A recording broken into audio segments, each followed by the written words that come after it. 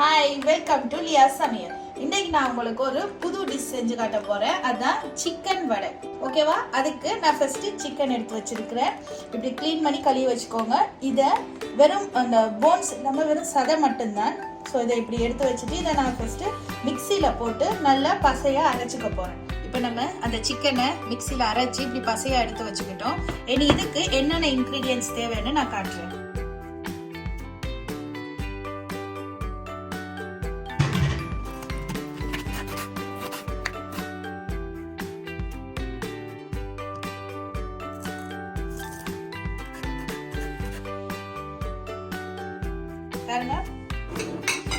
இந்த சிவப்பு வெங்காயத்தை நல்லா புர்ணியா இப்படி கட் பண்ணி வச்சுக்கோங்க.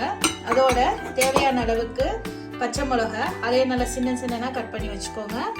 அதோட தேவையான அளவுக்கு தனி மிளகாத்தூள், மஞ்சள், அதோட இஞ்சி பூண்டு பேஸ்ட். சிக்கன் வாசனையா இருக்கிறக்கா நான் வந்துட்டு இது மிக்சியில் அடிக்கல, உரல்ல இடிச்சனால எப்படி இருக்கு. இஞ்சி பூண்டு பேஸ்ட். அதோட நாங்க இந்த ஐட்டத்தை சேர்த்துக்க போறோம். கடலைமா ஒரு 2 டீஸ்பூன் இந்த கோழிக்கு வந்துட்டு போட்டு பிணைஞ்சாதான் அந்த வடை வந்துட்டு உடையாம வரும். ஓகேவா? இப்போ இது எல்லாத்தையும் போட்டு நம்ம மிக்ஸ் பண்ணுவோம்.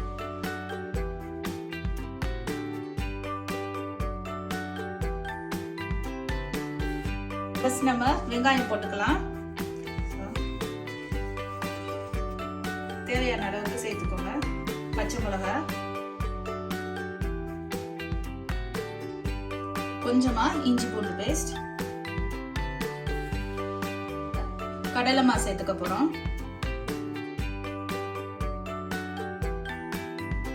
எடுத்து வச்ச தனி மிளகாத்தூள், மஞ்சள். இப்ப தேவையான அளவுக்கு உப்பு சேர்த்துக்க போறோம். இதை நம்ம இப்ப கையால பிணைஞ்சுக்கலாம். தண்ணி எதுவும் விடாம அப்படியே பிணைஞ்சு எடுத்துக்கணும். இப்படி நல்லா மிக்ஸ் பண்ணி குழச்சி வச்சுக்கோங்க. இப்போ எண்ணெய் சூடாகுது. சூடானோடனே இதை நாங்கள் வடை மாதிரி தட்டி அதில் பொரிச்சு எடுத்துருக்கோம். இதை நாங்கள் நல்லா ரவுண்டு பிடிக்கிறதுக்கு எடுத்துக்கலாம்.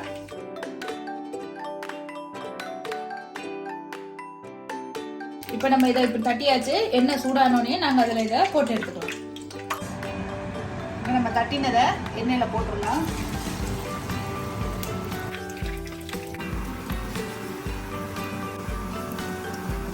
இப்ப பாருங்க, நல்லா பொரிஞ்சு வந்துட்டுது. நம்ம போட்ட ஆனியன் எல்லாம் நல்லா கலர் மாறிட்டு சேஞ்ச் பண்ணிடலாம்.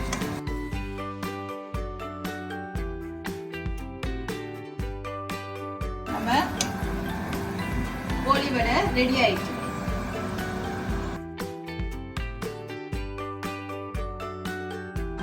நல்ல டேஸ்டா இருக்கு. நீங்க ட்ரை பண்ணி பார்த்துட்டு எப்படி இருக்குன்னு கமெண்ட் பண்ணுங்க. அப்படியே என்னோட வீடியோக்கு லியா சமையலுக்கு லைக் பண்ணுங்க, ஷேர் பண்ணுங்க, சப்ஸ்கிரைப் பண்ணுங்க. அப்படியே பக்கத்துல இருக்க பெல் ஐகானையும் கிளிக் பண்ணிடுங்க. தேங்க்யூ.